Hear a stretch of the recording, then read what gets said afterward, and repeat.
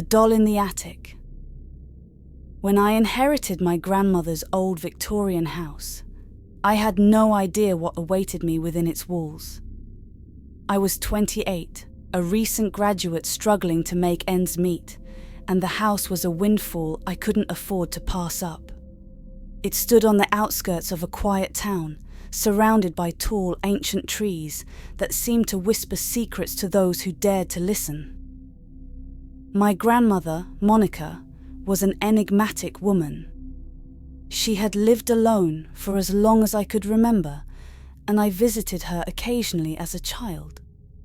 The house was always filled with antiques, but one room was always off-limits: the attic. She would become uncharacteristically stern if anyone even mentioned it. I had always been curious about what lay behind that locked door, but I respected her wishes. After her passing, the house and everything in it were left to me. Moving in was both exciting and daunting. The house had been well maintained, but was filled with decades of accumulated belongings. I decided to tackle the attic last, knowing it would be the most challenging part. One crisp autumn day, I finally felt ready. Armed with a flashlight and a set of old keys, I climbed the narrow staircase to the attic. The door creaked open, revealing a room shrouded in dust and cobwebs. Old furniture, boxes of forgotten trinkets, and a lifetime of memories greeted me. In the corner, partially hidden under a dusty sheet, was a large ornate chest. Curiosity piqued, I approached the chest and lifted the heavy lid. Inside, nestled among old linens, was a doll. It was exquisitely made, with porcelain skin, glass eyes, and a delicate lace dress. It looked like it had been well loved, though time had dulled its pristine appearance. There was something unsettling about its fixed gaze, but I brushed it off as a childhood fear resurfacing. I took the doll downstairs and placed it on a shelf in the living room. That night, I went to bed feeling a sense of accomplishment, having finally unlocked the attic's secrets. But as the days passed, strange things began to happen. It started with small, almost imperceptible changes. Objects would move from their usual places, and I often found the doll facing a different direction than I had left it. I chalked it up to my imagination, but then more disturbing incidents occurred. One evening, I returned home to find the doll sitting on the couch, though I distinctly remembered placing it on the shelf. I was alone in the house, and no one had a key but me. Unease crept in, but I tried to rationalize it away. Perhaps I had moved it and forgotten. The following night, I awoke to the sound of faint laughter. It was a child's laughter, soft and eerie, echoing through the silent house. I got up and checked every room, but found nothing. As I returned to my bedroom, I noticed the doll was no longer on the shelf. It was now sitting on my nightstand, its glass eyes seemingly watching me. I felt a chill, but forced myself to stay calm. I picked up the doll, placed it back on the shelf, and went to bed, determined not to let my imagination get the better of me. However, the disturbances only grew more frequent. Doors would slam shut on their own, and the sound of running footsteps would reverberate through the halls, though no one was there. One night, I found the doll in the kitchen, propped up against a knife block. The sight was so unsettling that I decided to lock the doll in a trunk in the basement. For a few nights, things were quiet. I began to think that perhaps my fears were unfounded. But then, the noises returned, louder and more insistent. The house felt oppressive, as if it were closing in on me. One night, I woke to find the doll at the foot of my bed, despite having locked it away. Panic surged, but I refused to let it control me. I picked up the doll and threw it into the fireplace, watching as the flames consumed it. I thought that would be the end of it, but I was wrong. The very next day, I found the charred remnants of the doll back on the shelf, untouched by the fire. The air grew colder, and the atmosphere more hostile. It was clear that whatever was happening was beyond my understanding. Desperate, I contacted a close relative who knew Grandma better than I did, hoping to find some answers. He told me that my grandmother had been part of a group that practiced dark rituals, and the doll had been used as a vessel to contain a malevolent spirit. When my grandmother realized the danger, she locked it away, hoping to protect future generations. Armed with this knowledge, I sought out a paranormal expert. She arrived at the house with tools I didn't recognize.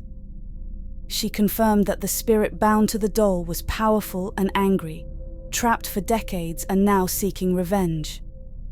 The expert blessed the house and took the doll with her for some more studies.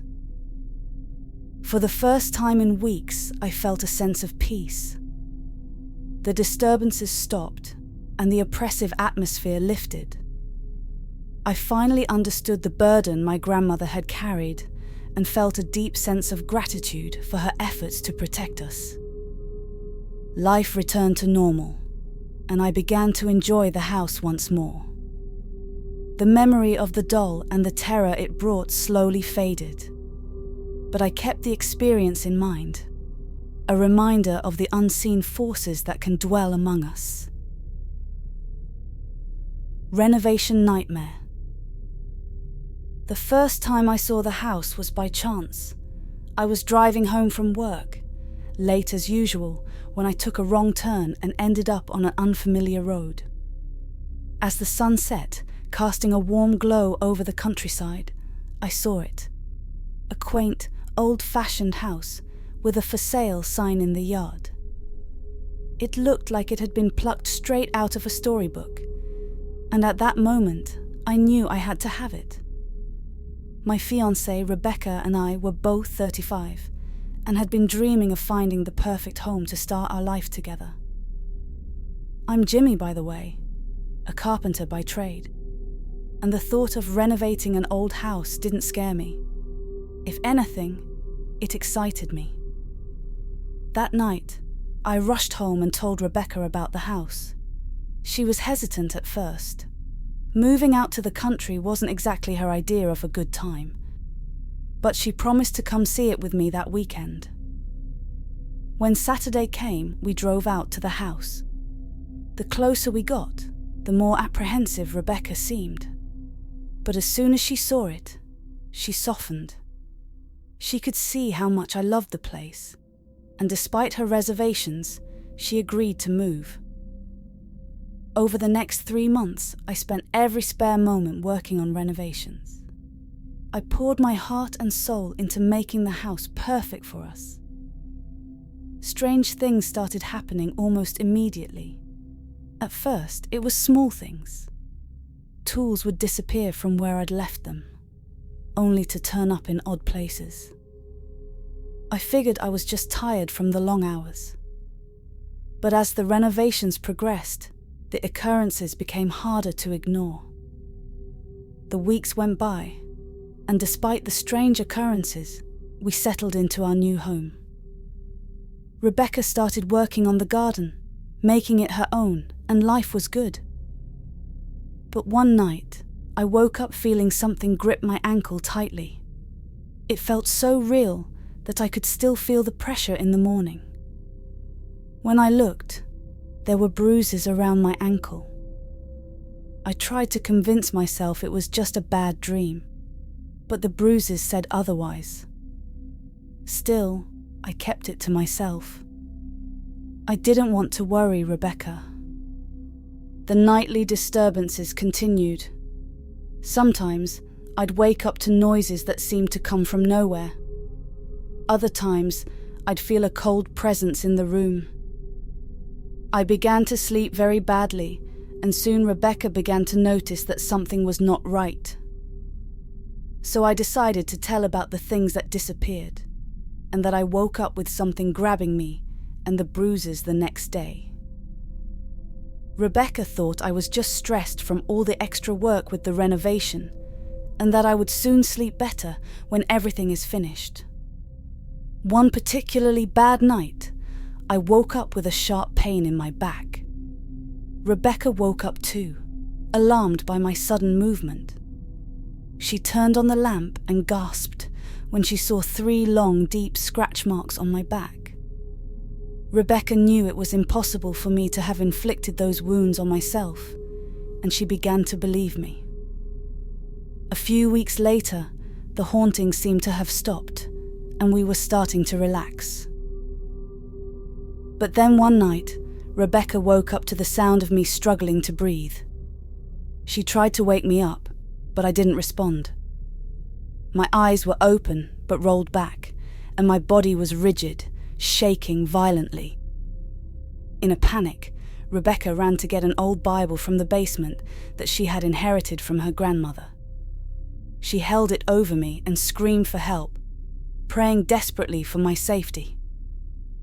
After what felt like an eternity, I woke up, gasping for air, drenched in sweat. I told Rebecca that I had seen a demon strangling me. I heard everything, including her desperate pleas for help. We both knew we needed help. The next day, we contacted a medium who agreed to come to our house. The medium walked through the house and the grounds, her expression growing more concerned by the minute. She told us that an old man had lived in the house and had built it for his wife, who had died before him.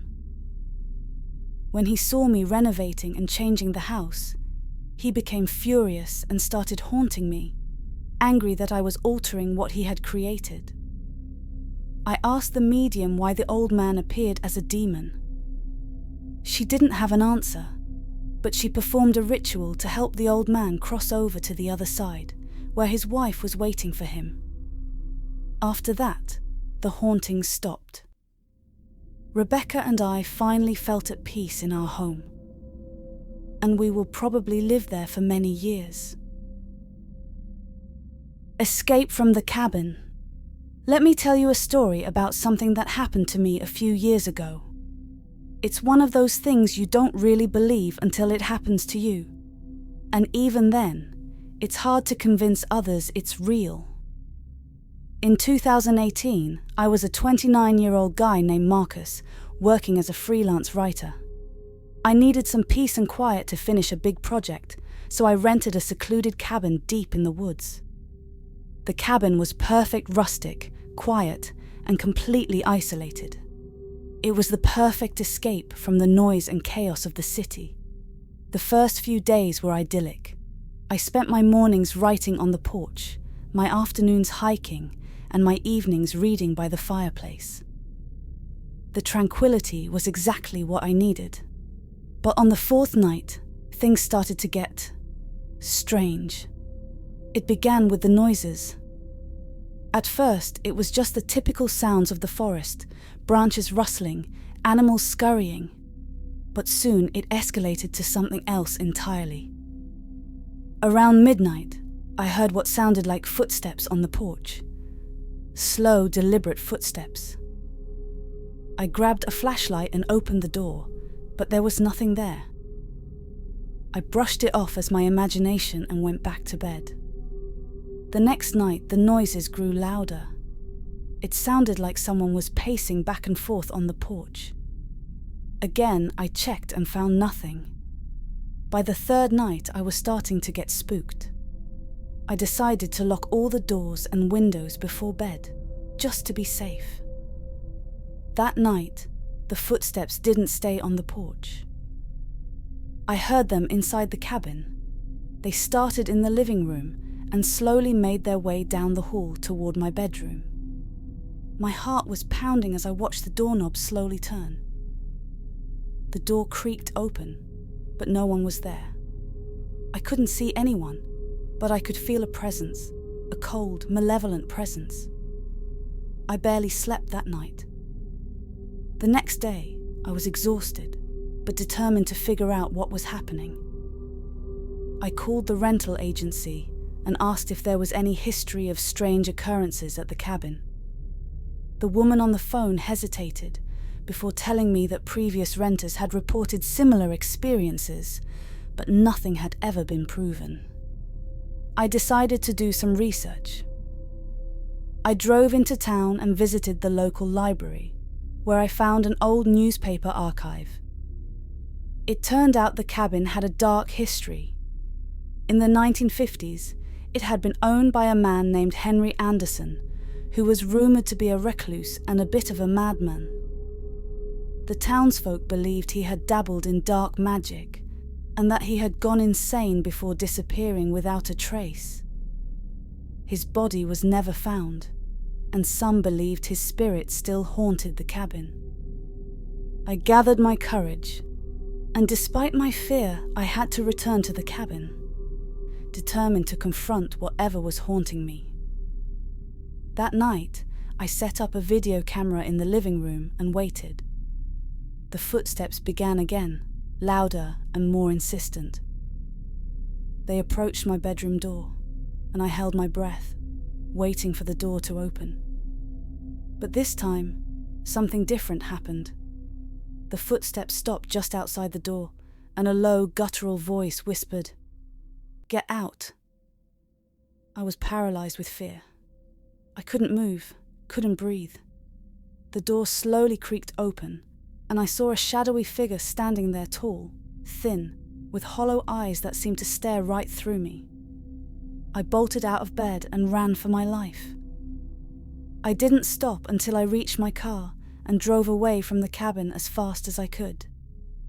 I never went back to collect my things. The rental agency was kind enough to send them to me. When I reviewed the footage from the camera, my blood ran cold. There, on the screen, was the shadowy figure pacing back and forth in the living room. It turned toward the camera, and for a brief moment, I saw its face, twisted and full of rage. I moved back to the city and tried to put the experience behind me. But sometimes, late at night, I can still hear those footsteps. I've since learned that the cabin was demolished, but I can't shake the feeling that whatever was haunting it is still out there, waiting. I tell this story not to scare you, but as a warning. There are things in this world that we don't understand, things that defy explanation. And sometimes, those things are better left undisturbed. The Haunting of Peter. My name is Peter, and I'm 26 years old. I live alone in a secluded house deep in the forest. This house was an old family property left to me by my grandparents. It was a beautiful rustic house with a lot of character, but like any old house, it had its quirks. I was used to the strange noises that old houses make, so when the unexplained sounds started, I didn't think much of it. It began with the usual creaks and groans that I attributed to the house settling. Sometimes I heard what sounded like objects falling to the floor, but I would find nothing out of place. Occasionally, I'd hear quick jerks on door handles, but I dismissed these as drafts or the house's old hardware acting up. I was comfortable with the idea that old houses make strange noises. One evening, as I was brushing my teeth, I glanced up at the mirror and saw her for the first time. A woman stood behind me. Her skin was pale and her eyes dark, framed by long dark hair. I spun around, my toothbrush clattering into the sink, but there was no one there. I stood there for a long time, staring at the empty space where she had been. Not only that, but I questioned my sanity, wondering if I had imagined her. Days passed, and I couldn't shake the image of the woman in the mirror. I went about my daily routine, but there was an unease that settled over me. The noises in the house seemed to grow louder, more persistent. I would hear footsteps when I knew I was alone, and sometimes, late at night, I would hear faint tapping sounds coming from the walls. The woman began to appear more frequently. At first, it was just in mirrors. I'd catch a glimpse of her as I walked past the bathroom or the hallway mirror. Each time she was closer, her dark eyes fixed on me with an intensity that sent shivers down my spine. I started avoiding mirrors, but it didn't help. One night, as I was watching TV, I saw her reflection in the screen. She stood behind me, her expression unreadable. I turned around quickly, but the room was empty. I tried to rationalize what was happening. Stress, I told myself. I must be stressed from living alone in this isolated place. But deep down, I knew it was more than that. The woman wasn't just a figment of my imagination. She was real, and she was haunting me. The encounters became more direct. One morning, I was making coffee in the kitchen when I saw her face reflected in the window above the sink. She was outside, staring in at me. I dropped the mug I was holding, and it shattered on the floor. When I looked back, she was gone. I rushed outside, but there was no sign of anyone. The forest was silent, as if it was holding its breath. Sleep became a luxury I could no longer afford. Every time I closed my eyes, I felt her presence. I'd wake up in the middle of the night, drenched in sweat, convinced that she was standing over me. I started leaving lights on, hoping they would keep her at bay. But it made no difference. She was always there, just out of sight, watching. One night, I decided I needed to find out more about the house. There had to be a reason why she was haunting me. I searched through old family documents, hoping to uncover something that would explain her presence. I found an old journal belonging to my grandfather. It detailed the history of the house and the land it was built on. One entry stood out, April 15th, 1953. A strange woman has been seen near the house. She appears at night, always watching.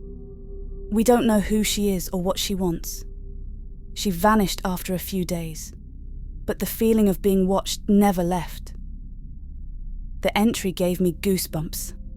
My grandfather had seen her too. But what did she want? And why had she returned now? I couldn't live like this any longer.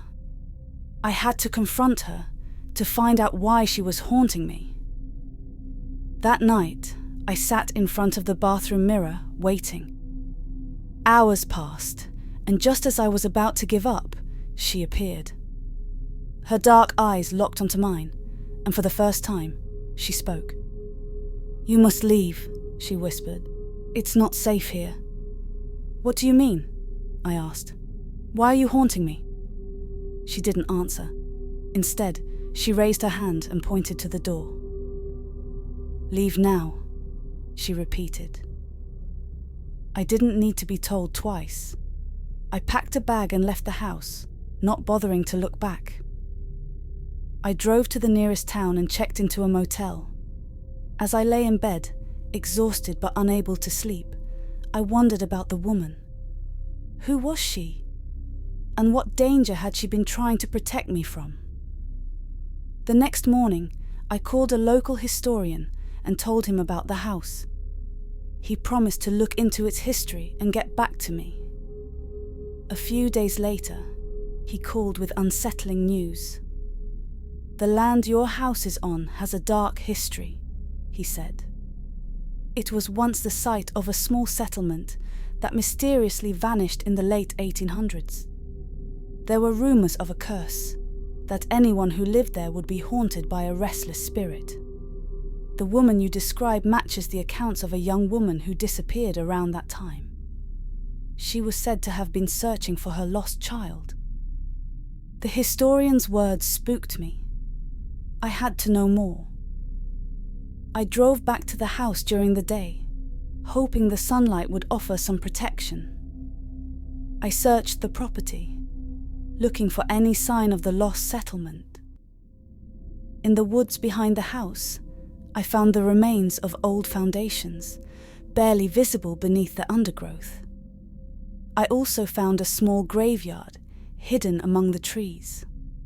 Most of the graves were unmarked, but one had a worn headstone with a single word: Mother. The realization hit me like a punch to the gut. The woman haunting me was searching for her child, and she believed I was in danger. I decided to leave the house for good. As much as I loved it, I couldn't stay there knowing it was the source of so much pain. I sold the property and moved to a small apartment in the city, hoping to start fresh. But even now, I can't shake the feeling that she's still watching. Sometimes I catch a glimpse of her in reflective surfaces, her dark eyes filled with sorrow. I've come to accept that she will always be a part of my life, a reminder of the house and the secrets it held. I've tried to move on, to build a new life, but the memories of that haunting remain. I still hear the noises at night, the sounds of things falling and door handles rattling. And every now and then, I see her face in the mirror, her eyes filled with a silent plea. The house may be gone, but the haunting continues, and I'm left with the knowledge that some spirits can never find peace, and their search for answers can haunt us forever. Thanks for listening. Help my channel by like and subscribe. Sleep tight.